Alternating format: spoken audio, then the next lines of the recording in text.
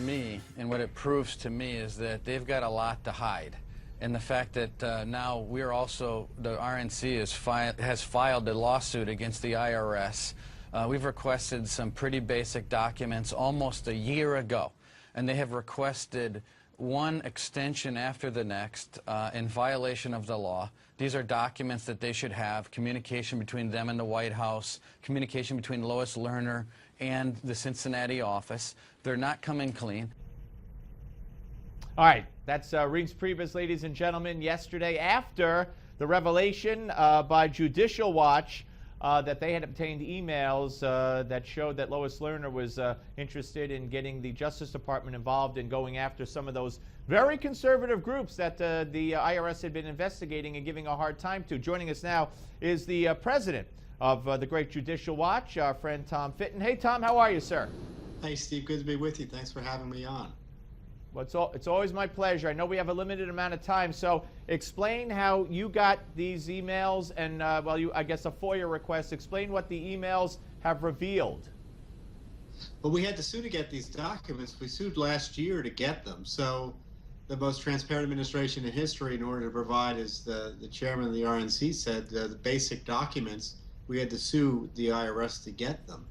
And the documents show that Lois Lerner was in communication. There was a DOJ attorney who runs the election crimes division of in the criminal division of the Department of Justice, called Lois Lerner to talk about a hearing about a hearing that had taken place earlier, where Democrats were pushing the IRS and DOJ to prosecute these tax-exempt groups for supposedly lying on their forms about the nature and whether they'd be engaging in so-called political activity, doing things that the IRS specifically allows for, to be clear. So to follow up, this top criminal prosecutor in the Department of Justice calls up Lerner to talk about it, and Lerner tells her colleagues, including her colleague in the commissioner's office, and then the ball gets rolling. Presumably it was stopped because a day or two later, Lerner was forced to admit about the improper targeting of conservatives by her agency, and presumably the Department of Justice thought that maybe prosecuting them on top of the IRS suppressing them would be a bridge too far. Wow, and she also had contact with the FEC, a department that she used to work at about the same issue? Well, we had a previous group of emails that we had gotten from the FEC, the Federal Election Commission, showing that she was sending material to the FEC improperly, in our view. But there was talk in the back and forth about the DOJ issue about whether the FEC should be invited in as well. And she said, well, it's their meeting. They can invite them if they want, but, let them do the inviting. But so, I mean, it really shows you that there was this big effort underway to go after these Tea Party groups, because that's the issue that was there. It was all about the political activity of the Tea Party groups. The left-wing groups weren't filing these applications. People think that you're required to file these applications with the IRS if you want to do this type of activity. You're not. The left-wing groups so far were not necessarily filing these applications. So the big group of applications they had that they weren't acting on because the leftists didn't want them acted on, and from the pressure from Obama on down, were Tea Party applications and conservative group applications. All right, Tom, let me ask you this. All this in conjunction with what the committee released about the Elijah Cumming contacts, about True the Vote. I mean, it tells me that it appears Lois Lerner had a good reason to take the fifth, even though I don't believe she's still entitled to it. But what do you, give me in 35, 40 seconds we have left, what does this tell you, these revelations that you came up with yesterday through your efforts of suing to get these documents? What does this tell you? It's not just an IRS scandal now, it's a Justice Department scandal.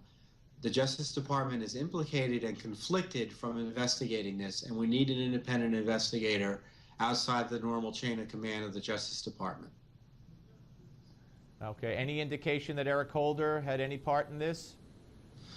Not yet, but this guy is not a junior attorney at the Department of Justice, and you can bet once what hit the fan, I'd be curious to know what was going on in the Justice Department about their efforts and what the efforts were to respond to this Democratic senator's encouragement to prosecute the president's political enemies.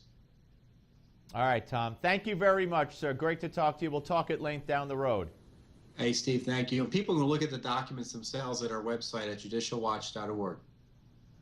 Absolutely, judicialwatch.org. Tom Fitton, ladies and gentlemen, president of Judicial Watch, who did such great work in pursuing, thank you, for through the courts, these documents and these emails. And this gets deeper and deeper and deeper.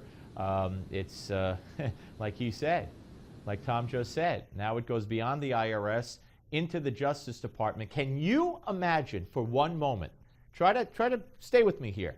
Try to stay with me. Say this was Attorney General John Ashcroft or Alberto Gonzales, okay, and President George W. Bush. Are you staying with me? Are you sticking with me? And that the head of the IRS or the former person in the position of Lois Lerner was, of course, you know, a Democrat. I'm sorry, a Republican, appointed by Bush and the whole thing. And can you imagine this?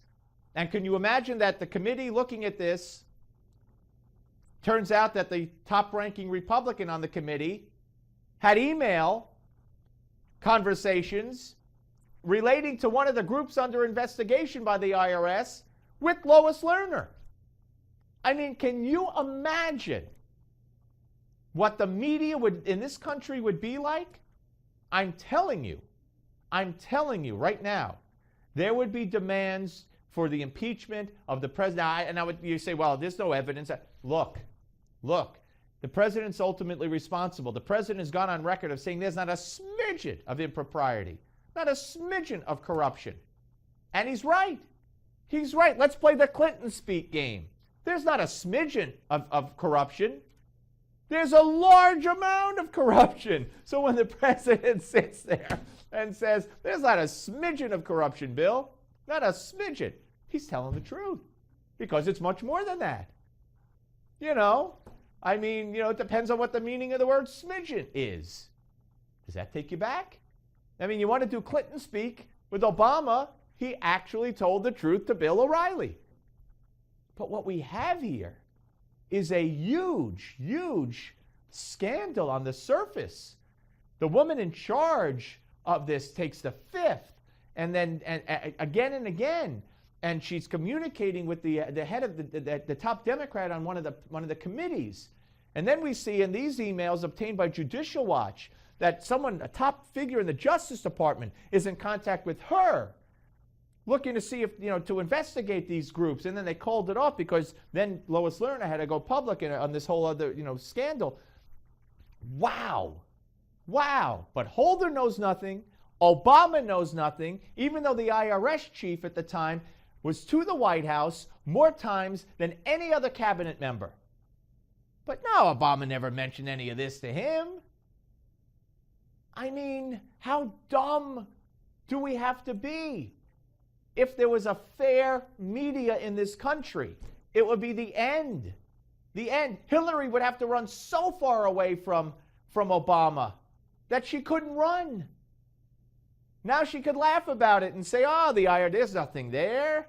You know, oh, that's been done. That's old news. Because the media won't touch it. They don't even talk about it. ABC, CBS, and NBC won't even report what Judicial Watch found. They don't even touch it. Some media,